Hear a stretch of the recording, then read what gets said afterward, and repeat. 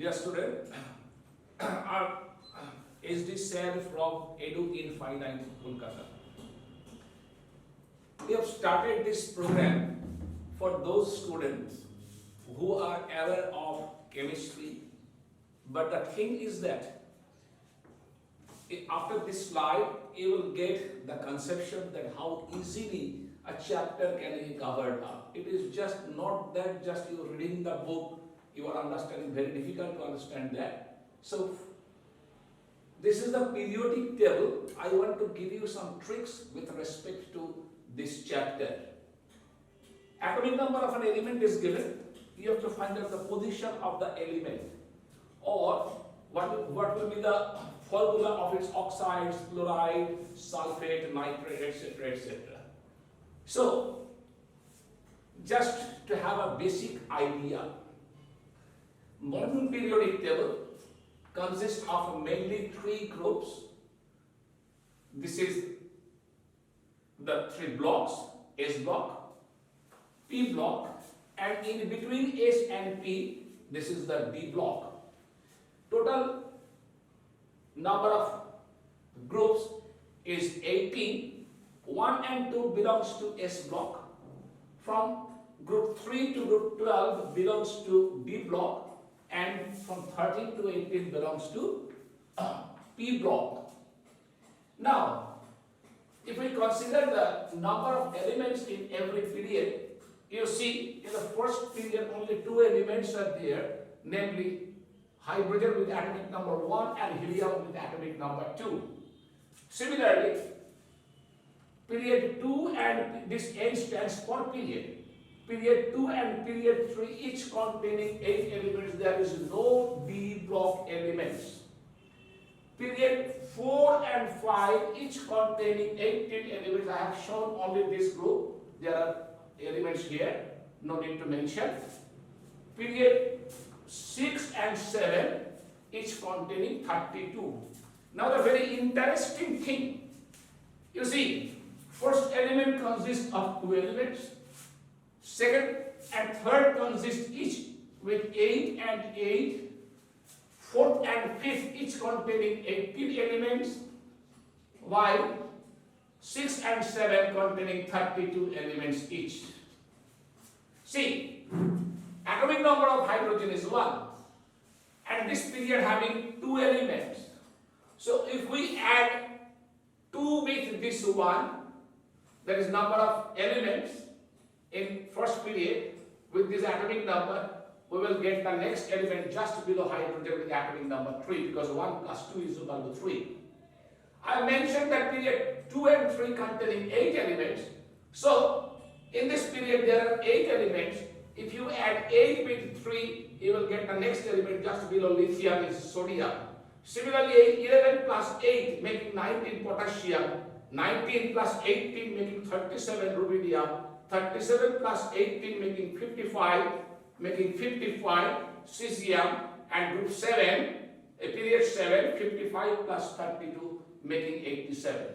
So 1 plus 2, 3, 3 plus 8, 11, 11 plus 8, 19, 19 plus 18, 37, 37 plus 18, 55, 55 plus 18, 87. So you can easily calculate the atomic number of different elements belonging to the same group if any element is given. Suppose element 3 is given, you just check in which period the element belongs to. It is in second period. So you add 3 plus 8 to get the next one, 11 plus 8 next one, and so. And this method can be applied for each and every group. Comes to this group, group 2, the first element is beryllium. There is no element here. So we can't add 2 here, because this time no element here. So this period having 8 elements, so 4 plus 8 making 12. 12 plus 8 making 20. 20 plus 18 making 38. 38 plus 18, 56 plus 32, 88. If we come to this group, that is halogen, no element in first period. So starting from the second period with atomic number 9, we have to start. So not this one, we have to start from here, from 8. So 9 plus 8 making 17. 17 plus 18, making 35, 35, 18, 53, 53, 8, 32, 85, and so on. So, by this, 53 plus, this is extra time. So, 9 plus 8, 8 plus 18, 18 plus 18, this plus 32. So, 2, 8, 8, 18, 18, 32. Suppose atomic number of an element is given as 26. We know because our syllabus for HS level, including competitive exam, is up to 30. Atomic number of an element is given 26. Okay? We know 26 belonging to which group and which period. Okay? So you have 2 plus 8 plus 8, making 18. After 18, the rest goes. So 2 plus 8 plus 8 is 18 and remaining is 8. So for 8, 1, 2, 3, 4, 5, 6, 7, 8. Group 8. Is it? Now, another interesting thing, atomic number of an element is given 44. Unknown element, any element. Say the element is N. No specific. Atomic number of an element is 44. What are the possible formula of its oxides? What are the possible formula of its oxide? I don't know what is the element N. How can I find out the possible formula of the possible oxides of the element? The very easy one. 44. So you deduct 18 from 44 and you will get back 26. We know 26 is iron, whose oxides are FeO, Fe2O3 and Fe3O4 ferrosulfuric oxide. So automatically the possible, may or may not, the possibility of the oxides of M will be MO, M2O3, N3O4. So this is the unique utilization of periodic table. One interesting thing, S block with group 1 and 2, P block from 13 to 18, D block from 3 to 12. Now, the difference between transition and D block, this is a very confusing question. These are said to be transitional, no, though it is in between S and P block.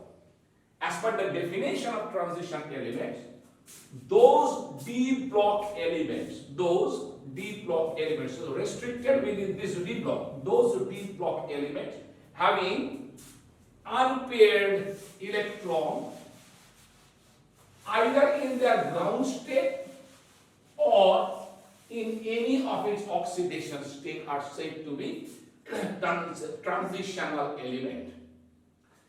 Question is, 30 zinc, it is belonging to D block, first D series existed in 4th period, it is belonging to D block.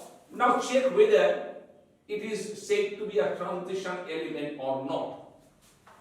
Zinc in the ground state having configuration 3D10 4s2, okay, and zinc can form only Zn2 plus ion where the configuration becoming 3D10, electron 2 electrons getting out from the outermost valence shell 4s.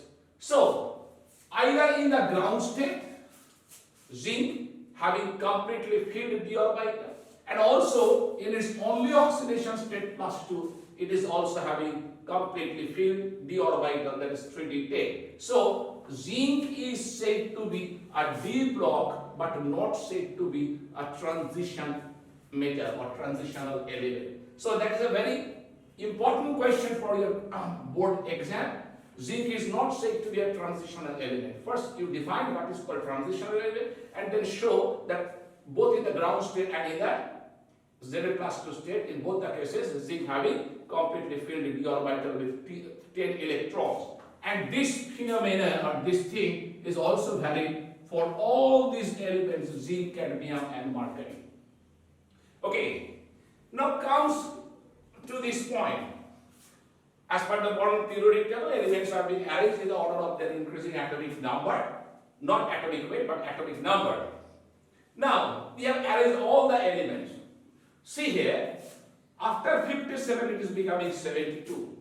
So missing of 14 elements from 58 cerium to 71 lutetium. These 14 elements having the properties very close to each other, we have arranged all the elements in the periodic table in order to study the systematic changeover of the properties, periodic functions of their physical and chemical properties. Now, these elements, 14 elements, these are having the more or less a very close property. We can't distinguish them. That's why these 14 elements are not being placed over here. After 57, directly moving to 72, hafnium. This group, the 14 elements, has been placed. This is the original modern periodic table, and these 14 elements have been placed below this main periodic table.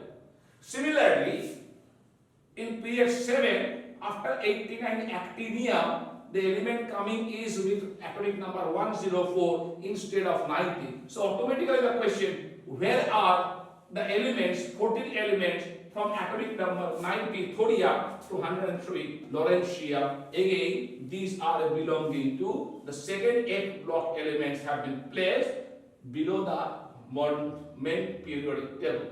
So this is the most important part to find out the position of an element in the periodic table, and after getting the group, for example, come to the same previous example with atomic element having say any other, say the atomic number of an element X is 42. You may raise the question, sir, we don't have the syllabus with atomic number 42, it is up to 30. I do agree, but in certain cases, particularly for competitive exam, you have to follow the methodology irrespective of the matter whether it is in the syllabus or not. So, for an element X with atomic number 42, what will be its possible valence shell electronic configuration? What should be its valence shell electronic configuration? Don't be confused, it is a very easy method. As I told you, 42 belonging to n is equal to 5. So what you have to do? Subtract 18 from 42. Subtract 18 from 42 and it is becoming 24. We know the element with atomic number 24 is chromium, for which the electronic configuration is 3d5 4s1, half field stability. So if it is 3d5 4s1, so automatically the element X having atomic number 42 will have the configuration outermost. It will be 4d5 5s1. Is it? Elements with atomic number 42 is just below chromium. So here it will be 42 element. No need to remember the name of the element. Atomic number 42 is coming by adding 18 with 24. So 18 plus 24 makes 42. We know the configuration of chromium 24 as 4d5A, 3d5 4s1. So this one will be 3d5 4s1. If you add 42 plus 18 again, not 18, that will vary after 72, 72, 73, 74. Whatever is the element, its configuration will be 5d5, 6s1 and so on. And this trend will be followed everywhere. Okay? Now, we can do the systematic study of the elements like this way. You have P block, two P blocks and S block in class 11 portion, that is S1 and S2. and you have these two groups, group 13 and group 14. And in class 12, you will have all these remaining P block from period 15 to period 18, including D and F. Okay, so I suggest you to follow the systematic study of the element. First, find their position in the periodic table. What are the elements belonging to group 1? We know hydrogen belonging to group 1. So 1 plus 2 making 3. Element atomic number 3 is lithium. Lithium also belongs to group 1. 3 plus 8 makes 11, means sodium also belonging to this group. 11 plus 8 making 19. Potassium belonging to this group. 19 plus 8 is 37. Rubidium belonging to group. 37 plus 8 is 55. Cesium belonging to this group. 55 plus 32, 87 belonging to this group. So the elements of group 1 are hydrogen, lithium, sodium, potassium, rubidium, cesium, francium. Similarly, so if you know the property of lithium, either increasing or decreasing order, you can find out the similarity in properties of these elements.